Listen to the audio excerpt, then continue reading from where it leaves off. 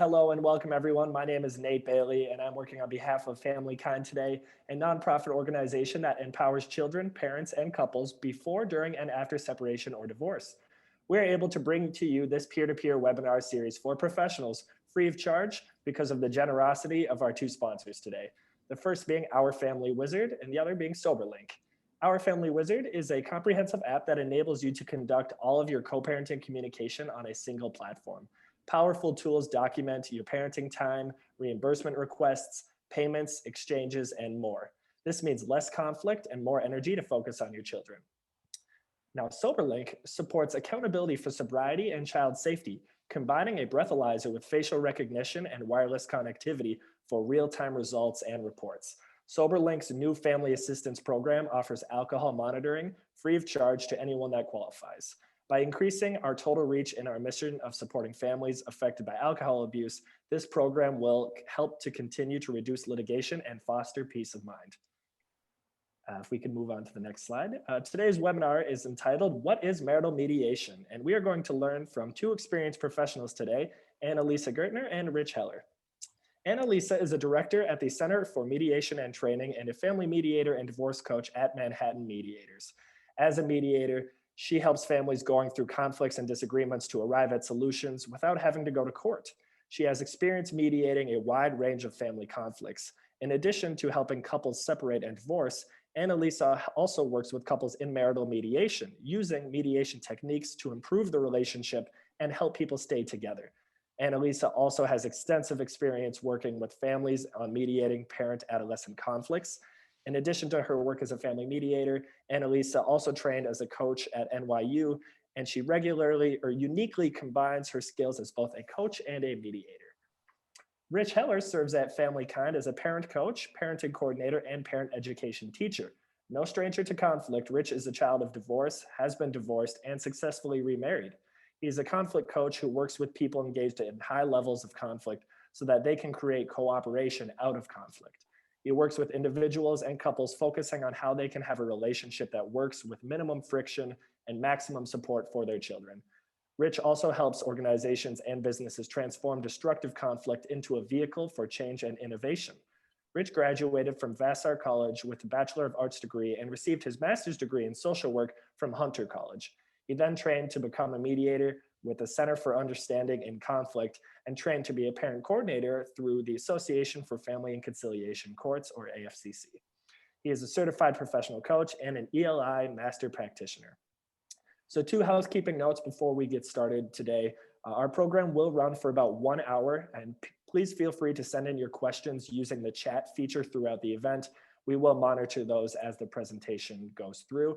And now it is my pleasure to turn things over to Annalisa and Rich. Thank you so much, Nate. You know, you read those bios so much better than we do. I want to take you everywhere we go. And before we really get started, everyone, we'd like to know a little bit about you. So Nate's going to throw a poll up there just asking you a little bit about your background. We're going to give you about 30 seconds to answer that. And we don't have any Jeopardy music today or anything like that. And people have scolded me for humming the Jeopardy tune when other polls were up. So I'm going to spare you that.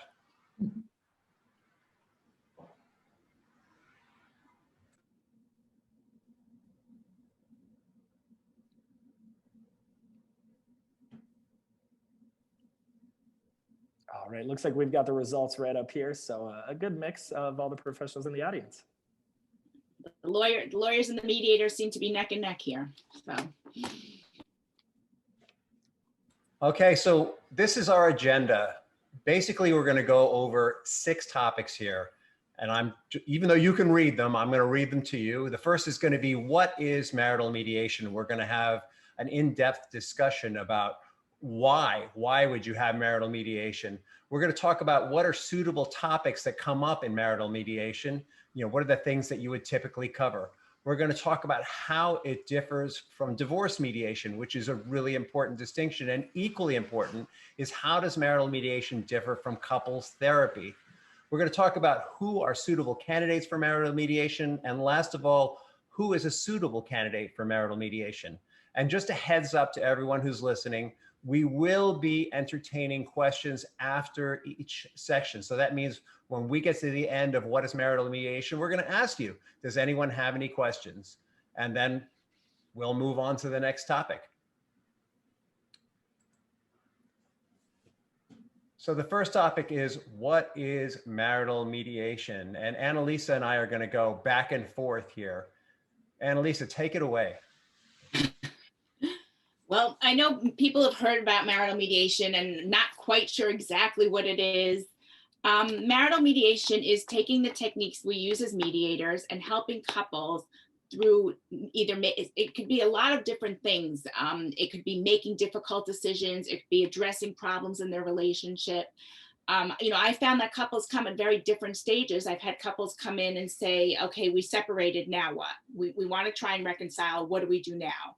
And you have to mediate that out. And that's a combination of creating a parenting schedule and creating a schedule on going forward and seeing how the relationship can work. And we do this with mediation skills that we all have, and help them address some of the conflicts that they're going through in the relationship. Rich, you wanna? Yeah, I'll add my 2 bits there. So to give you some examples of coming in at all different stages, I've worked with, and I know Annalisa has worked with, couples who are all different ages. Couples will come in who've been married for 20 or 30 years. Maybe they've got a dynamic they've just gotten stuck on and they don't really know how to get past it, but they know they want to be together. And I've also had really young couples who maybe are just starting out in life and they've sort of hit a stopping point when it comes to having children and they're not really sure what's in the way. So really, people can come to marital mediation at all ages and stages in life.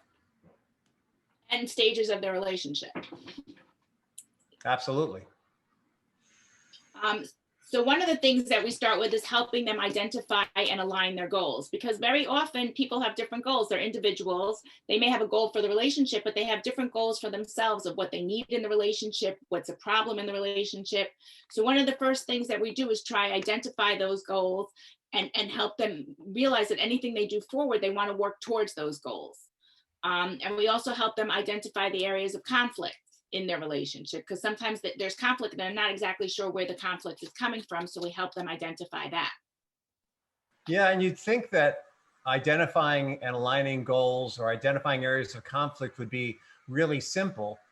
And it is if you accept things on face value. But just like any form of mediation, underneath the position, underneath the stated goal or the stated conflict, there's always something else that you can always dig deeper.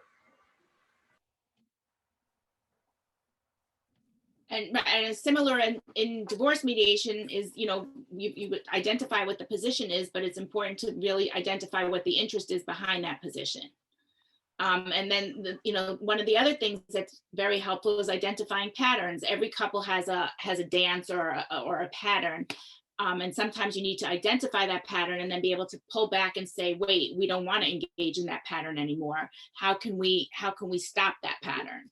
Which is an important part. Yeah, in fact, the whole process of identifying patterns is really fascinating, because a lot of times couples come to marital mediation thinking that we're going to be referees or traffic cops, or we're going to decide who's right and who's wrong.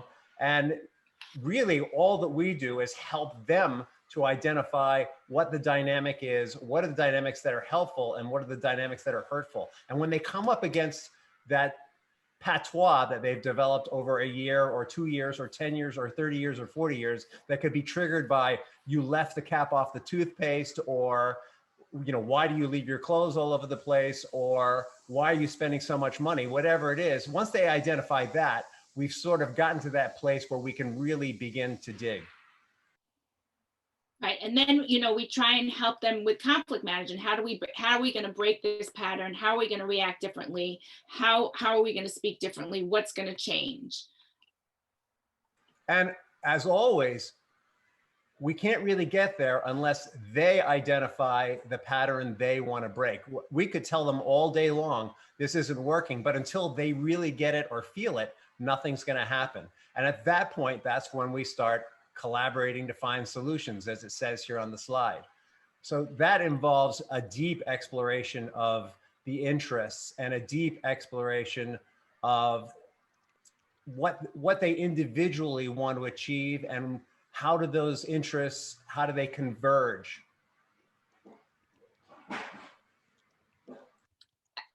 And then it's, sitting down and really, like we say, testing and tweaking solutions. Is this going to work? Is that going to work? Let's try this for a week. Let's try that for a week. And coming up with a solution that's unique to them and to their situation and their conflict.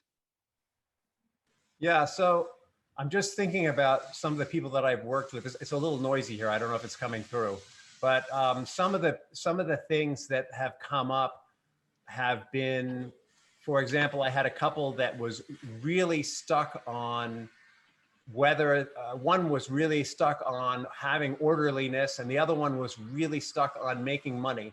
And in the end, though, when they sat down and looked at their interests, they found that they actually were very similar and overlapping. They were just in different areas of their lives, and they were able to work out an agreement on how they were going to fulfill their separate goals and at the same time honor each other's concerns. So that's a really simple problem. There can be much deeper areas of conflict as well.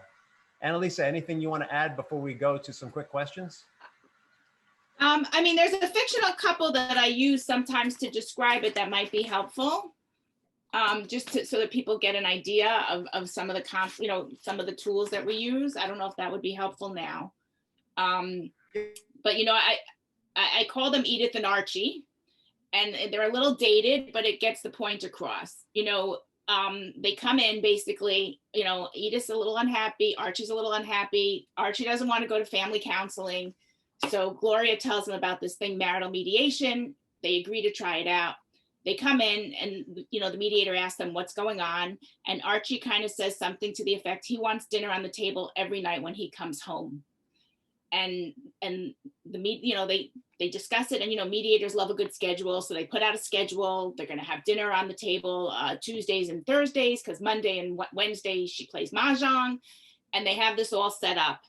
Then they turn to Edith and they say, Edith, what do you want? And she says, Valentine's Day is coming up. I'd love some candy or something. Everyone leaves. Everyone's happy. They've got some agreements in place. They come back 2 weeks later and it's a disaster.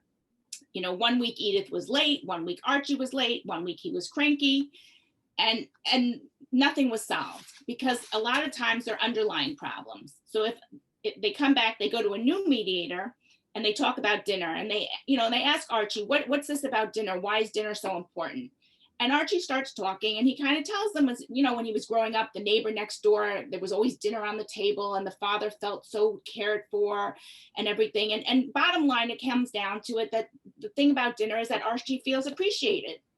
And then they ask Edith, what's so important about the candy? And she says when she was a senior in high school, she got candy from her secret Valentine's, and she felt so seen and everything. And by doing it this way, there are two things. You get each other's perspectives. And once they understand each other's perspectives, it gives it meaning. So instead of it being an onus to them, they're doing something that they understand why they're doing. And that they can get to in a marital mediation session. The other thing is that you're identifying the interest below the position. What else would make you feel appreciated? Archie might not really want dinner. He actually might want to sit in his chair and read the paper first for half an hour, but he has it in his head. So they have a discussion on other ways that they can, feel appreciated. And that's really where marital mediation does its work, is that it doesn't go into why Archie needs to feel appreciated as much, which is kind of like the interest below the interest, but they get an idea of what's important, and each of them can understand each other's perspective, and it becomes important to both of them to try and make it work this way. And that's really what marital mediation can be if it's done right.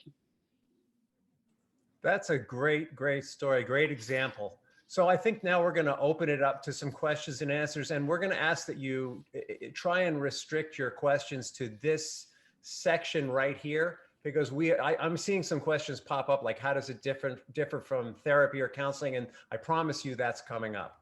So what questions do we have related to this piece? What is marital mediation? Right. Hi. So I'm Leslie Freeland, the Executive Director of FamilyKind, and I'm going to help with this question and answer effort. Welcome, everybody. So great to be here with all of you and to our wonderful presenters. So a couple of questions on this section might be, and these are sort of related about the structure of it. Are these multi-session efforts? How frequently do couples mediate, weekly or monthly?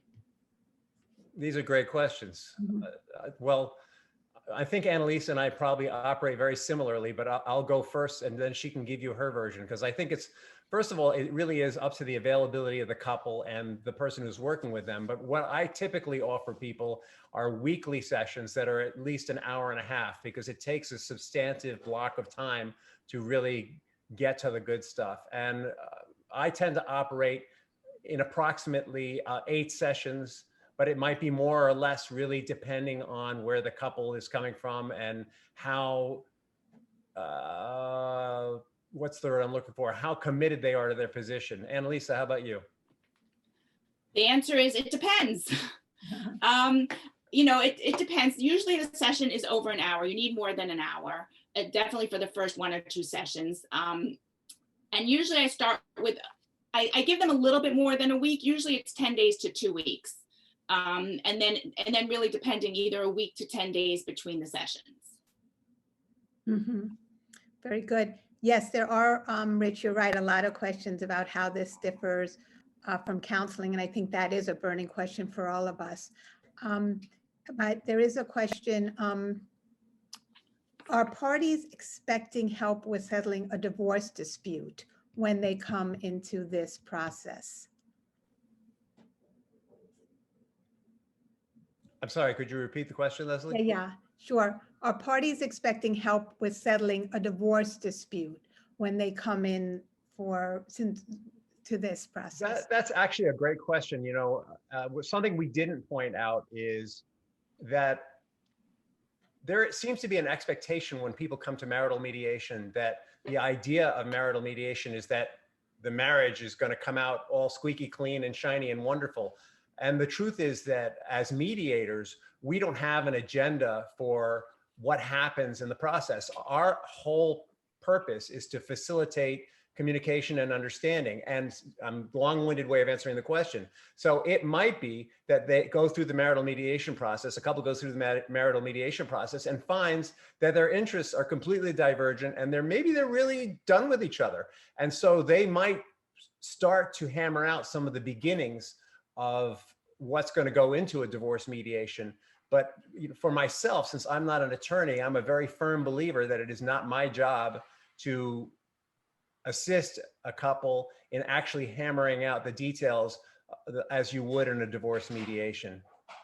Very good. And how about, sorry, Annalisa, do you want to just address that too? Well, I guess, well, I am a divorce mediator, so it's a little bit different. Right. And once again, it depends. You know, I do have people coming in who, you know, this is a last ditch attempt. You know, is there something to work with here or not? You know, I have other couples that one party really is out the door, but they're kind of using is, look, we're trying this, you know. And I found that even in the couples that were not successful in marital mediation, it's helped them in their divorce. They've had a better divorce, that, you know, they've worked through some of the things that needed to be worked through, and it assisted their divorce. Just okay. And I promise you that we're going to get to how is this different than therapy or counseling. I promise you. Right. Just keep that on the back burner. It's coming up fast. I did see a quick question pop up. Somebody asked, how is it set up? Typically, it's one mediator and a couple.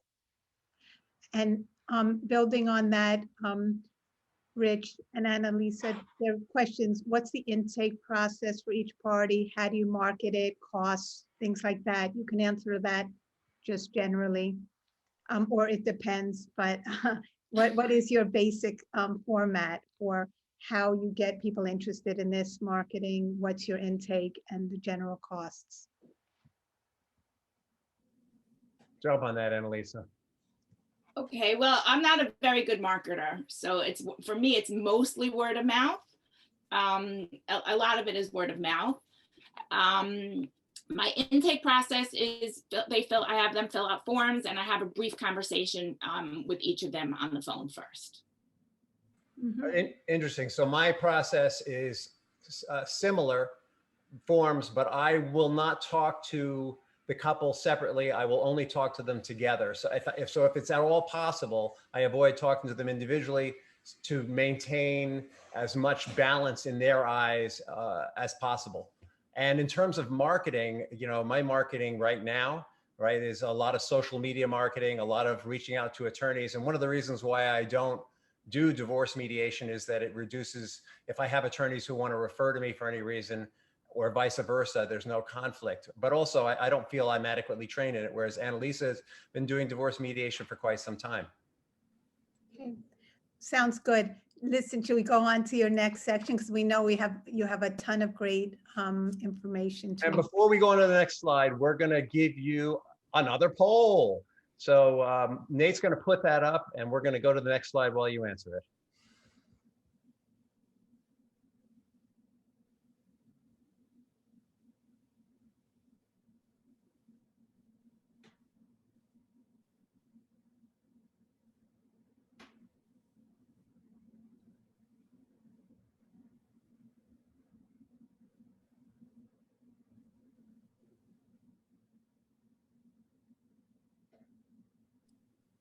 Oh, Rich, looks like you are muted. I am. Thank you. Looks like a good deal of you are looking at using marital mediation in your practice. So let's move on so we can get to some of those burning questions. All right. So Annalisa, please lead the way. Suitable topics for marital mediation. I've given you some hints. Pretty much everything is open for grabs in marital mediation. You know, as long as, well, we come later to who's not suitable, you know, as long as there's not domestic violence, and as long as it's not a zero-sum game. You know, sometimes people do come in, you know, someone wants something very badly and the other party just doesn't want to hear about it. So it is a zero-sum game, but we hope that they can come to some understanding, at least, of the other one's perspective. So some of the things, you know, I've kind of dealt with almost everything. If you look at it, family planning, when to have children, whether to have more children, and even other aspects of family planning, whether people want to, you know, one wanted to do some kind of genetic modification to make sure to have a girl, the husband didn't want to do that. You know, we've done really all sorts of family planning things. Finances is always a big one. And that could be how people's earnings are and income are shared, or how things are spent, or planning for the future. People, you know, I've had issues with people, how they spend money on their second marriages, how they spend money on their on the children from their first marriage. Rich? Yeah, and the thing that I really wanted to point out or talk about was when we get down here, you know, Annalisa sort of covered family planning, finances, household management, communication. Communication is really central, of course. A lot of times I have therapists who refer to me because the communication breakdown between a couple is so advanced that the therapy just isn't working. So they'll come to me, they'll work to the point where they get through whatever the limiting dynamic is, establish understanding communication, and then they'll go back to working with the therapist, even though I've got a therapeutic background. But the thing I really wanted to bring up here was about threatening victim abuser, because this is really tricky in any situation. And, you know, the temptation for the mediator is to become you're probably all familiar with the triangle here, the persecutor, victim, rescuer triangle. The temptation is to become the rescuer. And as tempting as that is, there always needs to be some recognition that a victim is an empowered human being who has the ability to lift themselves out if given the right tools, just as the persecutor is an empowered human being and has the ability to step out of that role as well. And so the mediator's role is going to be more identifying what's happening in the relationship, and hopefully in the process of identifying that that's happening, people can start to see what their options are for shifting that dynamic when it's present. Any thoughts on that, Annalisa? Yeah, no, I think it's similar in a sense to divorce mediation, and the mediator has to be careful not to get pulled in, and to remember what the goal is. The goal isn't necessarily to save the marriage as much as it is to help these people figure out a way forward, and what that way forward is up to them.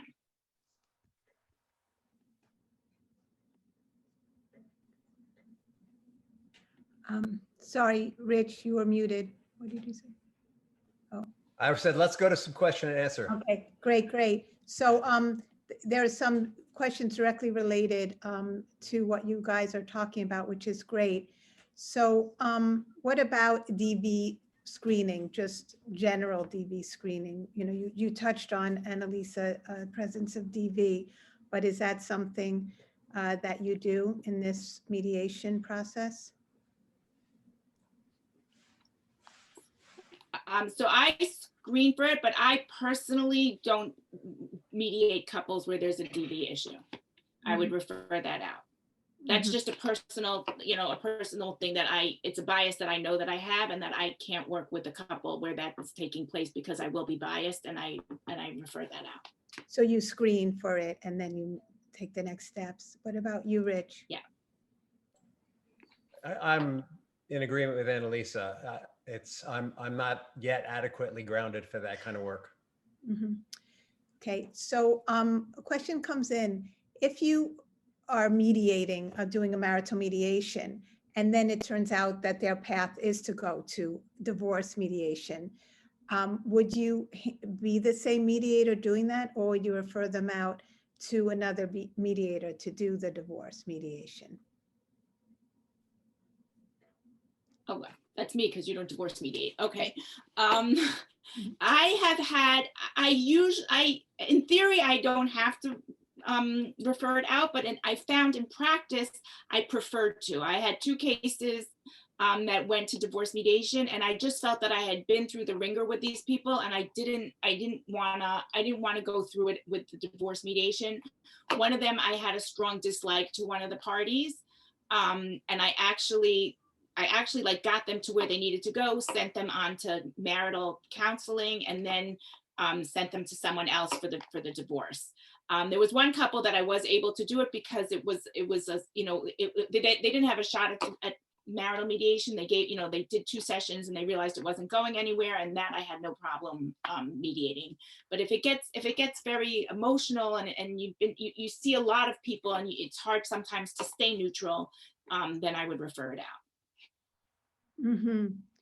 A few people are asking, shouldn't most of these topics be addressed in premarital mediation rather than in marital mediation? So if they had gone to premarital mediation, I guess they would have been addressed, but by the time they've come to us, they either weren't addressed there or they never went to premarital mediation. Right. So it's interesting because our next peer-to-peer next month is on prenup or premarital mediation. So we'll be addressing some topics there.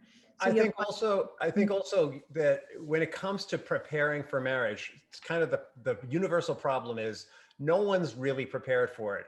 People, when you make this commitment to get married, the commitment is so intense and so deep, no matter what your vows are, that basically the minute you get up on that podium or wherever you are and say, I do, both people are irrevocably changed. So no matter how much preparation you walk into marriage with, the level of commitment is such that people are altered in making the commitment. And also when that happens, the trigger goes off and your parents' marriage comes in and your grandparents and everything you ever wanted in a marriage or didn't want comes up. And who can prepare you for that, really? And how much preparation are you going to get before you get married? The reality is it's very, very difficult to prepare. Okay, thank you. And just one other question before we move on. There's a lot of questions on this DV issue. And if you are uncomfortable, what do you use an official screening tool? Where do you refer people who might have a DV issue and want marital mediation, but neither of you might feel comfortable with handling that kind of matter? Do you refer them to organizations, the therapists? How do you handle that? So I'll speak for myself first because I have the short answer. Having grown up in a household where there was domestic violence, I've got a really good nose for it, and so I've got an internal filter So I haven't had I haven't had that come up yet. And so that's not been an issue for me. And Annalisa, I think you're much more prepared to answer some of these other questions about organizations and ways to refer out. Right. Once again, it depends. It depends on the community they're in. Sometimes it'll be referring one. I haven't really had a lot of physical violence. You know, I saw there was something quickly about other kinds of abuse. You know, and that I can deal with financial abuse. I deal with verbal abuse and emotional abuse, and those, you know, those clients I do take on. I've never really had a physical abuse case that I had to turn away, but I have in other mediations and things, and it really depends on the culture. It could be going to a clergy, or to a different kind, or to a therapist or something like that. But like Rich said, I really haven't really encountered it much, because it's something that I have a strong aversion for. You know, it's something that I can't be non-biased about. Okay. Okay, very good. So let's move on, and then we will take some more questions. Thank you.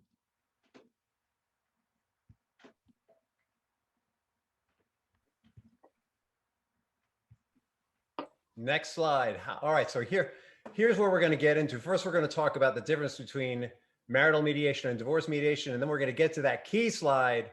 How is it different from therapy or counseling? Okay. Me or you? I'm giving you the lead, Miss Annalisa.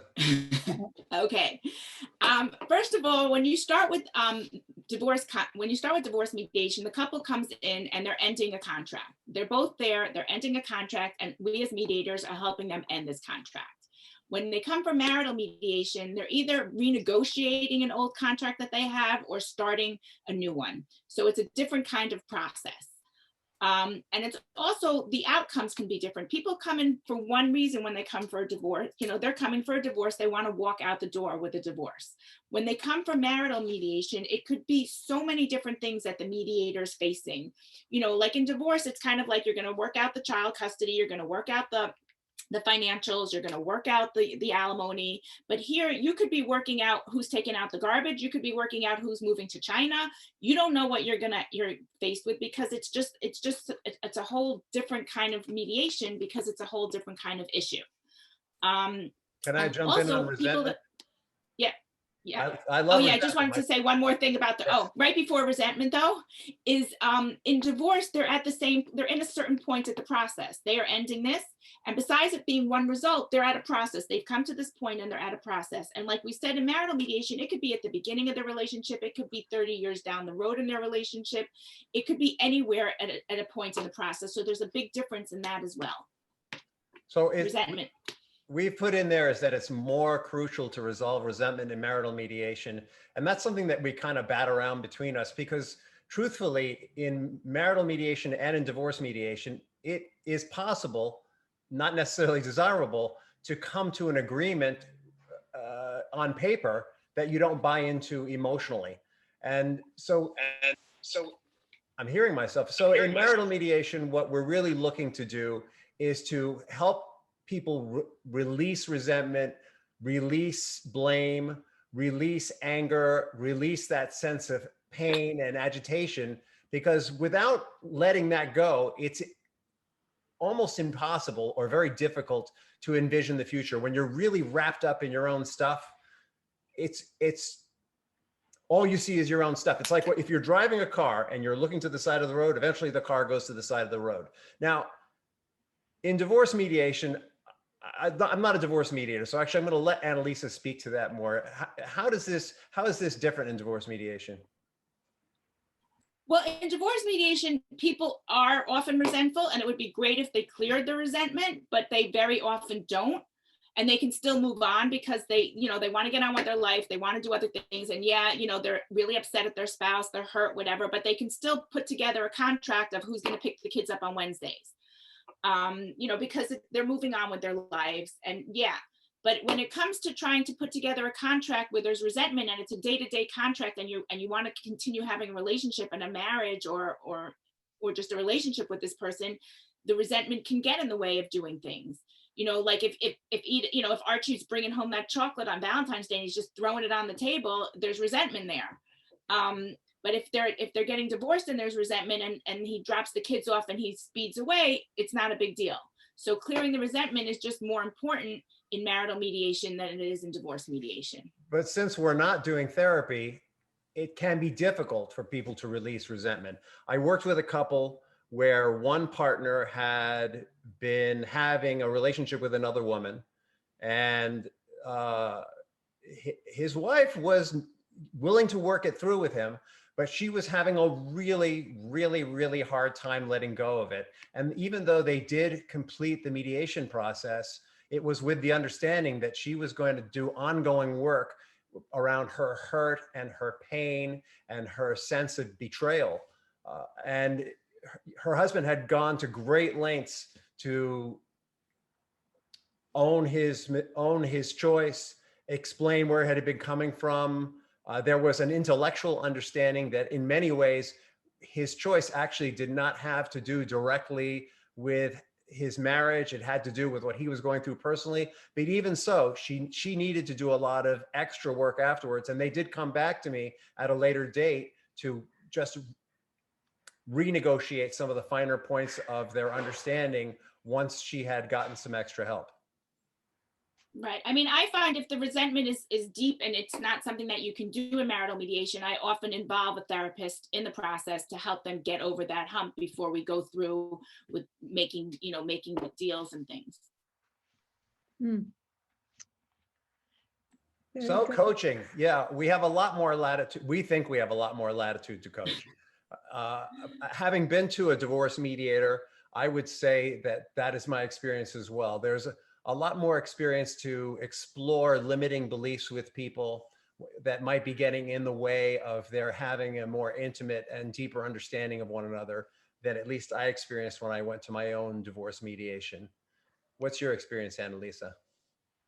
Right. I mean, I think as well, it ties into the teaching skills because it's nice in divorce mediation where people learn to communicate better, but it's kind of an added bonus.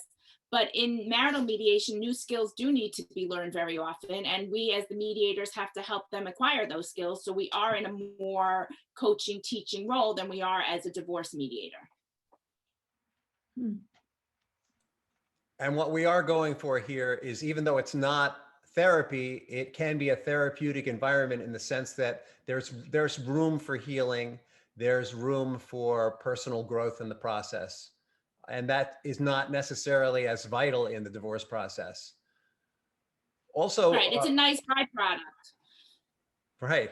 More work is done outside of the session than in divorce mediation. So we may be sending them things there. We may give them exercises to do in between. What are some of the ways that you give outside work, Annalisa? Well, a lot of it is learning the new skills in the session, but using them outside the session, checking in with progress. How did this go? How did that go? And they're much more conscious of it, on the day-to-day basis. Oh, we learned this in divorce we learned this in marital mediation. We're going to try this week, and things like that. So there's definitely a lot more going on between the sessions.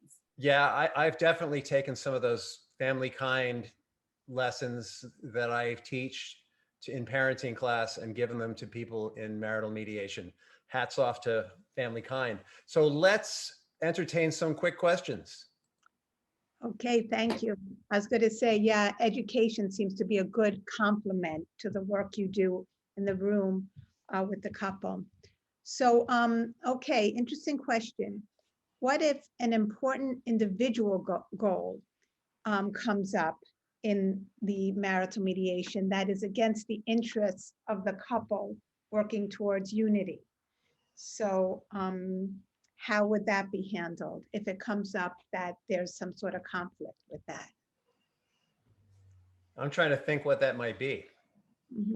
So I've had an example where, one had a job offer overseas, and that was an issue. Mm-hmm. So sometimes you can't make everyone happy, but people have to gain a better understanding of the other person's perspective. So in terms of like, it's not you're picking up and moving to France for this new job, or you want me to pick up and move to France, but they sit down and they have the conversation and they understand why it's important to the other person. And then they can make an educated decision on what to do. Okay. Someone asked about reporting child abuse.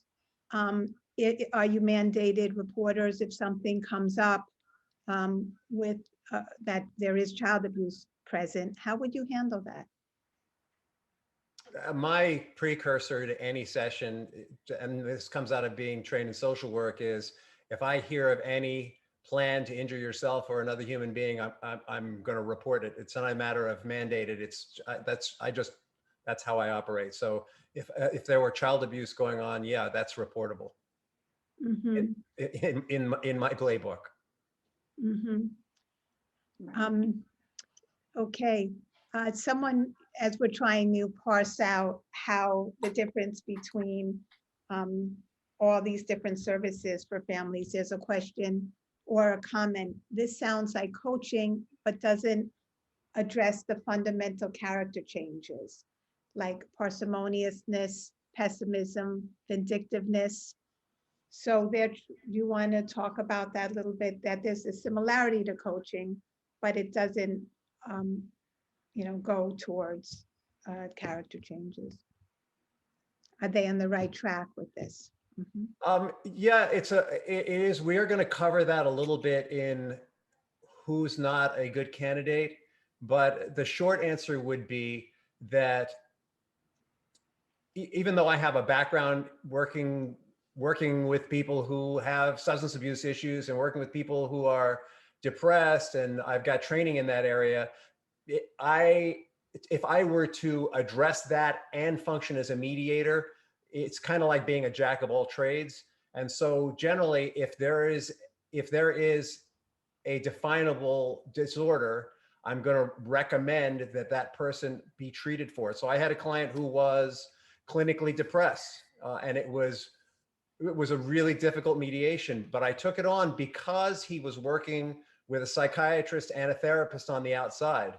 Now, the good news for that person was that when his medications became less effective, I could see it, and I would say, hey, when was the last time you checked with your psychiatrist about your meds? It seems like you're slipping into the darker end of the pool again.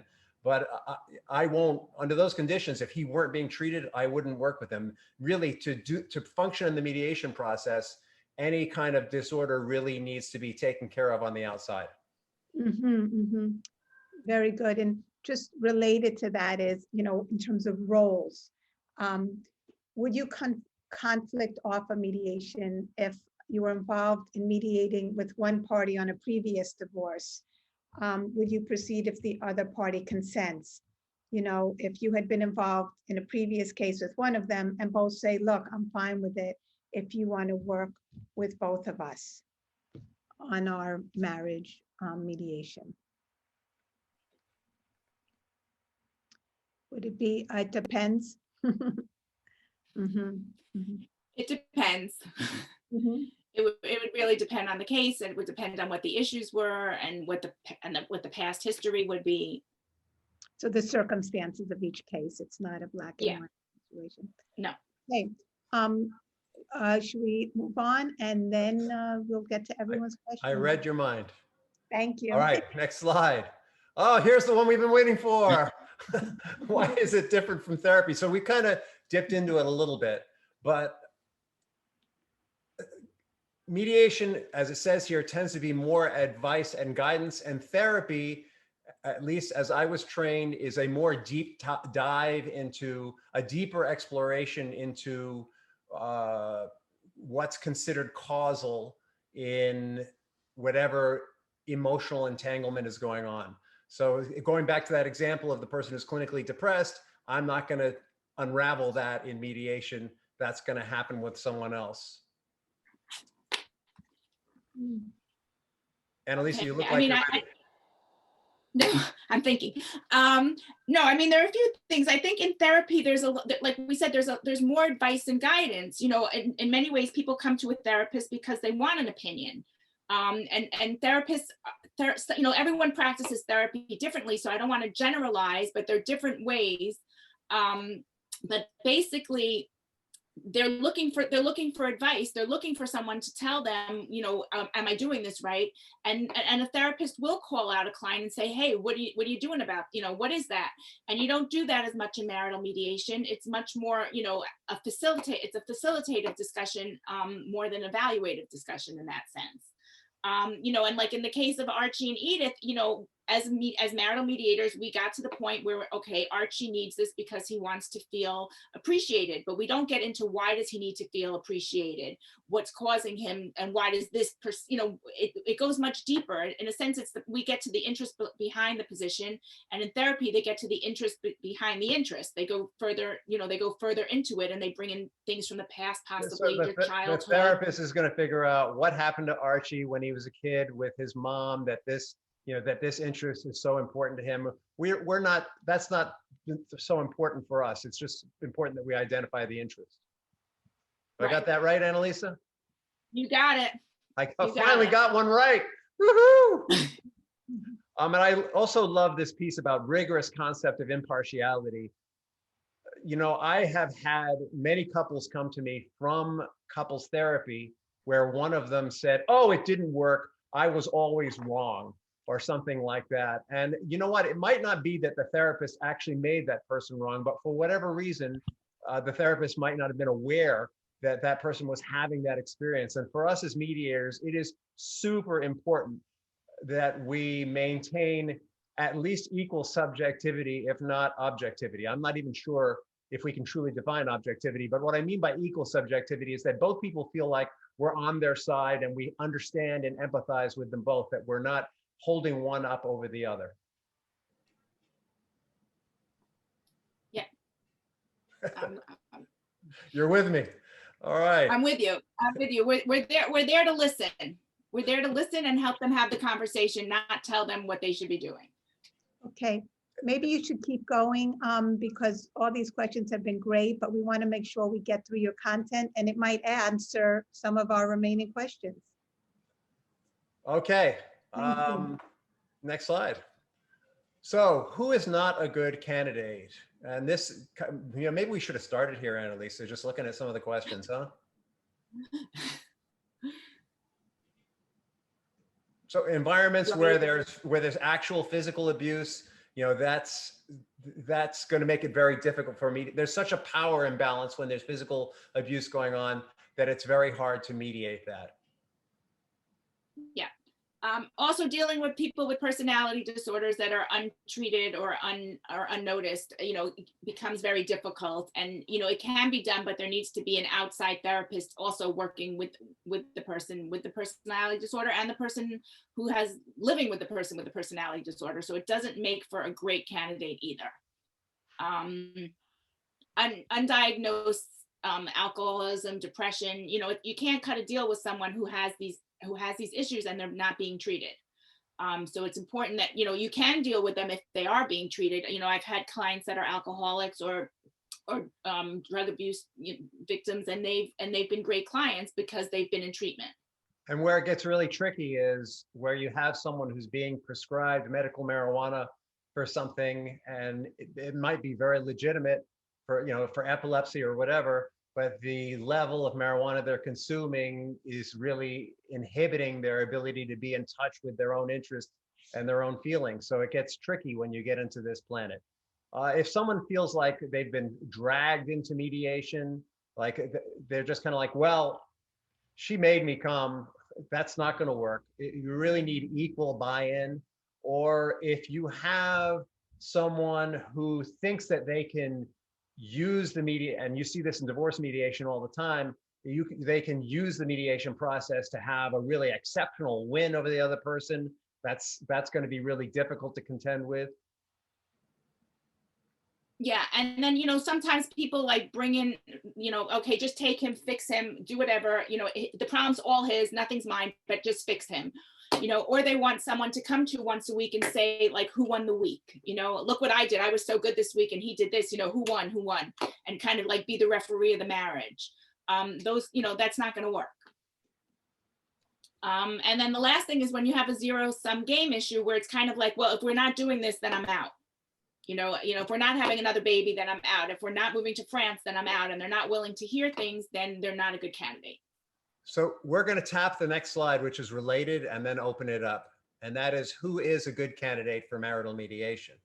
And obviously the opposite of being dragged in is when both partners are looking inward and willing to play the game full on 100%, and hopefully even looking for a win-win, though that can be challenging. And couples that are, they have a strong relationship, but they need some organization, they need some framework about certain things. They're not used to, sharing their income or sharing in household responsibilities. And they're really not very deep issues, but they're issues that actually just kind of need a little bit of organization and framework.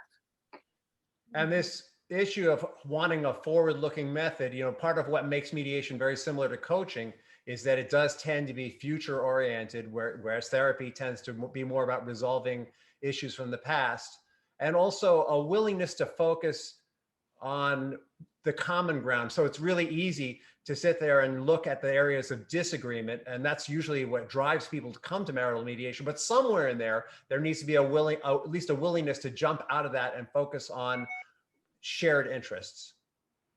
And we already mentioned looking for a win-win.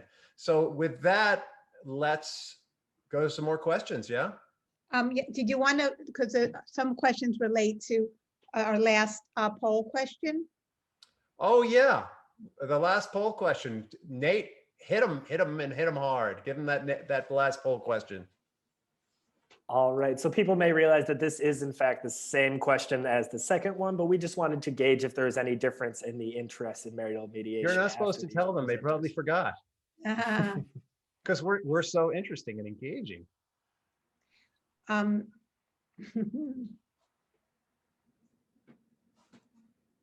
Okay, there is still a great interest, maybe even more, right? Now that people have heard this presentation, which leads to a question. How do you go about getting trained in this form of sort of mediation? What kind of classes? Oh, you just hang up a shingle. It's like being a life coach. Well, actually, I'm giving a training at the Center for Mediation and Training coming up in March on how to do marital mediation. Some of the different skills that mediators can use to engage in this. I think it's March 16th through the Center for Mediation and Training. So typically you want to do at least a 40-hour training, but there's also, that's like 101. And then you can do advanced trainings in different areas, just looking around and seeing what's offered. And you might even want to, as you're moving along, learn something about their different styles of mediation. But the starting point, as Annalisa points out, is get that 40-hour class under your belt. Mm-hmm. Very good. Question, do you come up with an MOU or other document like you would in a divorce mediation? Or how does this usually finish or culminate? Rarely, unless there's some kind of financial agreement that's being made, that would be some kind of binding financial agreement where they're separating assets or things like that. And it borders on a post-nup sometimes, but most of the time, not. And I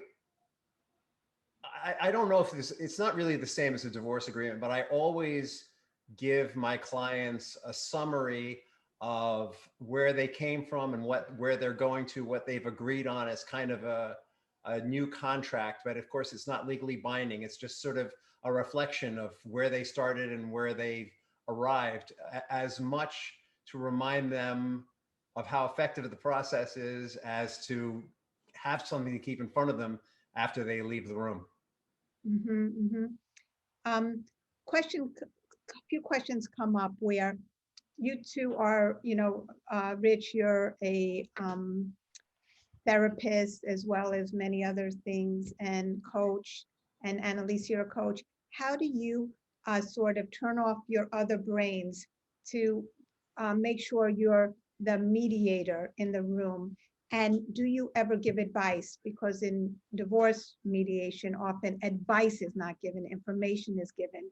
So how do you sort of separate your brain, or do you bring in your other skills into the room?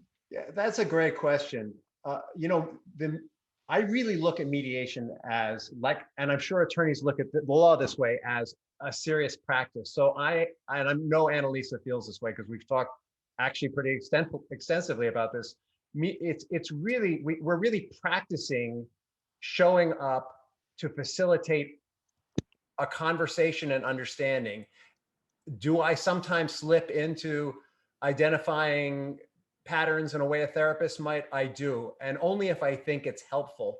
But what I really avoid is going into deep dives about why someone has a particular interest, which is more in the therapeutic realm. As a coach, coaching and mediation really go very well together because they tend to be forward thinking. Mhm. Annalisa, anything you'd like to add to that? That pretty much covers it. I have to, you have to remember, you're not there for the outcome. It's not your outcome. You're there to help them come to their outcome, and you have to remove yourself from that. So that follows through in the whole process of not giving advice and not, and thinking when someone says something, oh my God, you did that.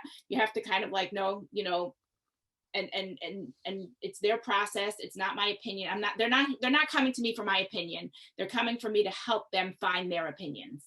So the only time I can think of where I might actually offer an idea is when we're sort of towards the end of the process and we're reaching some kind of solution. We're looking for creative solutions, and we've exhausted all the brainstorming ideas they might have. And maybe there's something I'm seeing that they're not, that just isn't there. I might then offer that in as, all right, hey, I have one. Here's something we can add in. And then we're going to go through those ideas all together at one time, and they're going to decide what a fit is and what isn't.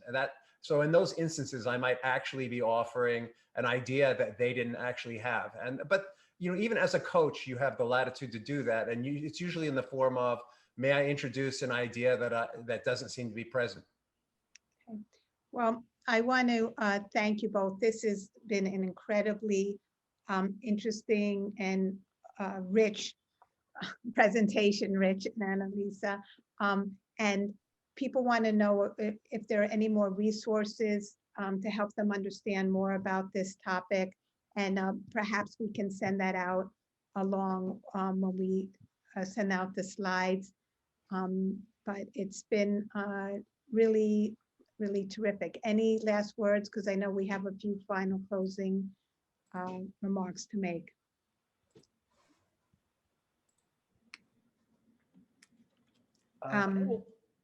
Well, if Annalisa and Rich don't have any other remarks, I do want to say thank the both of you very much for your excellent presentation today. That was incredibly engaging and very informative, and I hope that everyone gained a lot from that. I also wanted to thank all of the attendees for being here today, for taking the time to listen to this presentation. We hope that you can join us next time on March 15th from 1 to 2 p.m. when Amy Karen Day, who is an attorney mediator, and Ivy Menschel, a financial expert, will present on prenuptial mediation. And we hope to see you all there. Also, please don't miss FamilyKind's exciting international symposium and awards ceremony on March 11th.